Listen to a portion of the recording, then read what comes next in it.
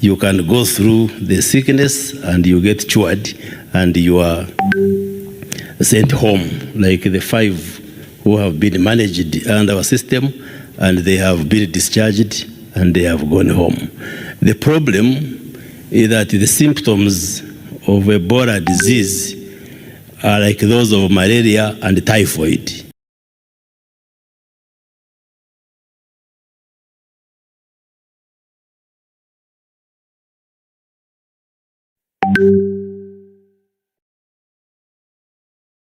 And it's important for the public to know. You get fever, headache, nausea and vomiting, joint pains. If you get worse, you can start getting bleeding from different parts of the body. So people out there, someone might fall sick and they think it's malaria.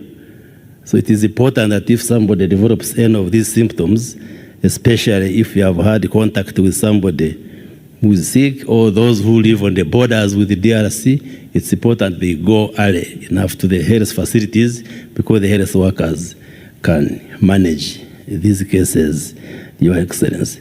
The Ministry of Health and the government have mounted a huge response to contain this outbreak. And like we have explained, most of the cases that have tested positive are imported cases because the epicenter or where this outbreak started is in our neighboring country, DRC, in Ituri province. But the other provinces like North Kivu and South Kivu have also registered cases. So we appreciate your guidance that instead of allowing many more Congolese coming into Uganda, we go and work with the Congolese government and the people to establish treatment centers across in areas close to the border, because there is a belief and perception in the DRC that, which is correct, that there is better management of the cases here in Uganda. And that's why many friends and brothers and sisters in the Congo try to come to Uganda to get better care. Even the first person who came and died came as a patient. I think he didn't reveal that he was sick and was admitted in Kivuli Hospital, managed by health workers. He came on the 10th, died on the 14th. Then on the 15th, that's when the health workers confirmed it was Ebola, but he had come for treatment.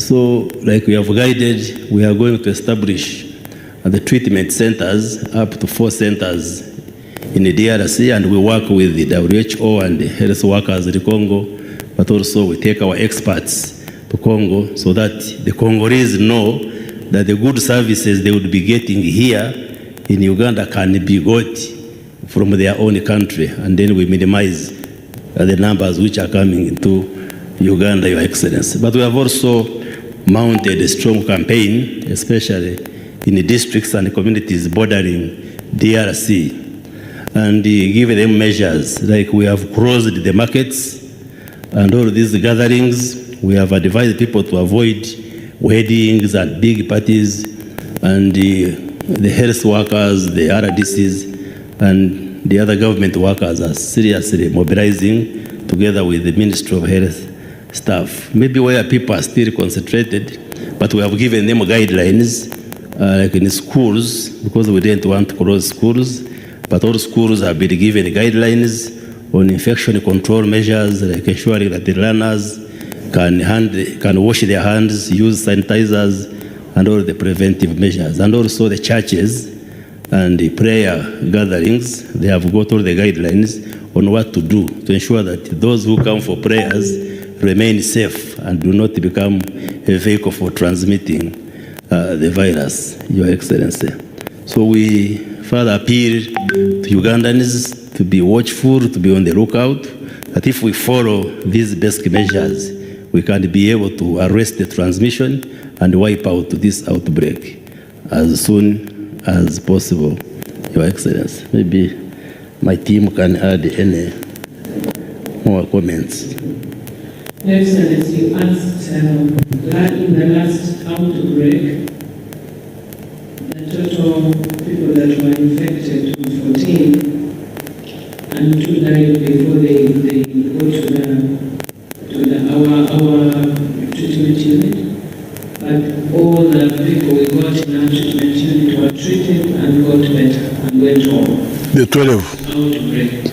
12. And in West Africa, Your Excellency, those who died were 11,000 people who died in 2015 in West Africa.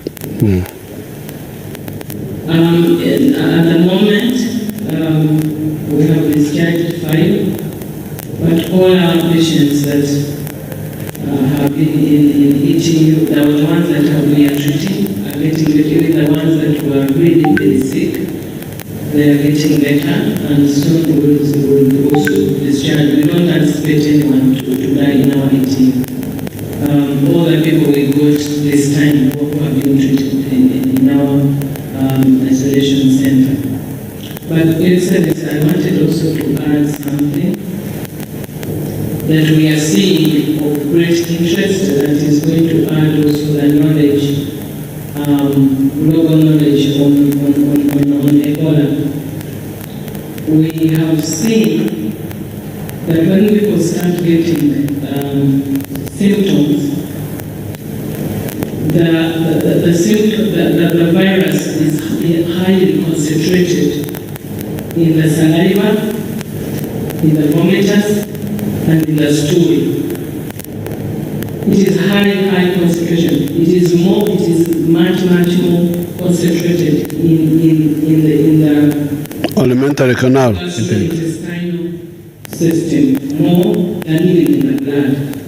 Even the people who are clearing the virus, now we are changing our protocol because we don't go by only the blood, that when the blood is cleared of the virus, we let go. Even for women, for men we know that the semen keep the virus for a longer period.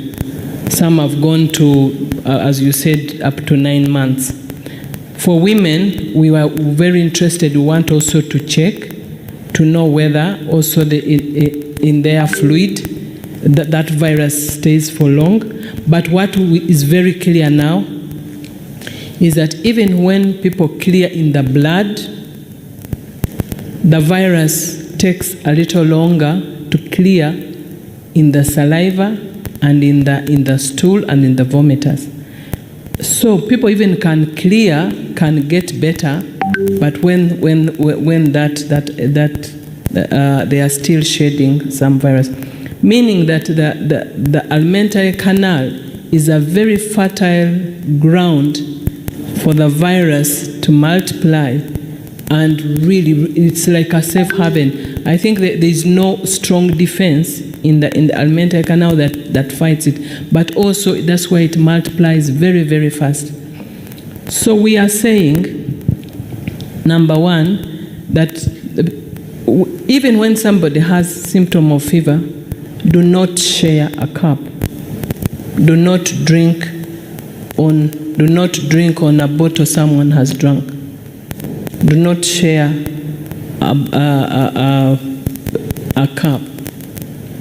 Number two, for people who are in the villages during mango times and all these fruits season, do not eat on any fruit that you have found that is bitten or it has some broken part, because you do not know what animal could have eaten that fruit.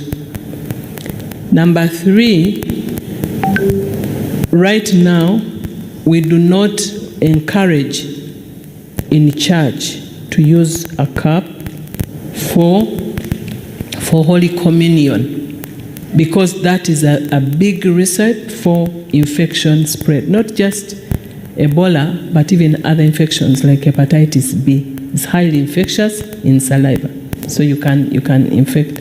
So we as we are educating the public, we are also gathering more evidence that will help us to refine our protocols on treatment, on prevention, and also on how we are going to continue engage the public on the prevention. Thank you, Excellency.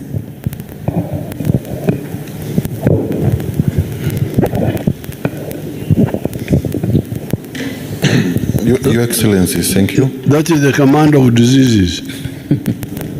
Is the Commander General No, Your Excellency, I'm now also converted more prevention. Oh, Yes. it's now Director General of Health Services. Yes, please. You want us to remain healthy rather than disease. Yes, please. Your Excellency, as you clearly indicated, the people at risk are really the health workers. Because the 5 cases which we got, 4 of them are health workers. And then the other one was the driver who transported the first case. And Our health workers of Uganda. of Uganda, yes. Who handled the Congolese carelessly. Very huge. Because also we are seeing that others might be exposed, but they are not self-converting, they are not getting the disease. So this particular group, because it's actually in one hospital, that's in Kampala Hospital, all the 4 happen to be what? In that place. So how are they trying to resuscitate? I think definitely do a cardiac what? And trying to put a tube in the what? In the CPR. Without gloves. They probably had gloves because at that time, that particular patient had now in the terminal stage of dying and she was having signs of bleeding. Because that's what we are also seeing, that normally as they are dying, actually when the person is dying, the virus also does not want to die with the dying person. So it gets into the surface of the what? Of the body. And so all the body is very infectious. That's why the bodies are really super spreaders. Like remember when we had in Kasanda, where the group which went and exhumed a dead body, and then they had a very big exposure. So really our call is to the health workers that they need to protect themselves, put on gloves, sanitize and wash hands. Those are really preventive mechanisms, can protect them, protect their patients, but also protect their families. But in this case, where was the carelessness? The carelessness now, because now I am sure that the patient there was a lot of bleeding and probably a lot of probably vomiting, a lot of fluid coming through the throat, and even when they were trying to put the endotracheal tube, there was already bleeding which was coming out. So in the process, the gloves sometimes how could they have done it safely? Now to put on the gown? In that kind of patient now, they needed to have put in what we call now, it would have needed to put in an Ebola suit, where they should have been able to have goggles. Because like when you spoke about the late Mercy Lukuya, the exposure he had is that the patient was agitated because of restless, because he was about to die. So in the process, a lot of either he coughed, then it got into his what? Into his face. So that's how he got contamination. So it gave him a lot of high-risk exposure. Okay, so Ugandans and other friends, this is what we wanted to share with you. Have we had any new cases in the last? No, in the last 5 days, we've not registered any additional cases. Please, you can see this is a very simple thing. A few people came from Congo. A total of how many now, including the ones who died are all Congolese? The 2. So that means that 16 Congolese came. And the 14 included the 2 who died. So the total are 14. Oh, 14, okay. The 2 died, 12 are the ones that we've been treating. So you people, Uganda, you can see now, this is just simple mismanagement of something that can be managed. 14 people from Congo came. The 2 who came late died. The 12 who came early, 5 have already recovered. All the 5 are Congolese. One is a Ugandan, the driver. Okay. Then the 4 are Congolese. So out of the 12, Congolese, 4 have recovered. The Ugandans are 5, so 1 has recovered now. That means the ones who are still sick are 4. And they are all health workers. So the story is clear. Some sick people from Congo came, they were not handled carefully here. That's all. Now with the little alertness we have had, although me, I'm not satisfied because I was at Kororo and I was watching those MPs dying to hug one another. And, it's as if they are bewitched. Bana babaloze o baba lebatia. Wamelogwa au wako namna gani? In spite of all that, 5 days now, no new case. It looks as if the fire of Ebola has started going down. So therefore, please, we've got a lot of work to do. Let's be very serious. We don't have to keep playing around with it. Listen carefully and act. This is easy to stop. We stopped it in the past, we can stop it now. Thank you so much.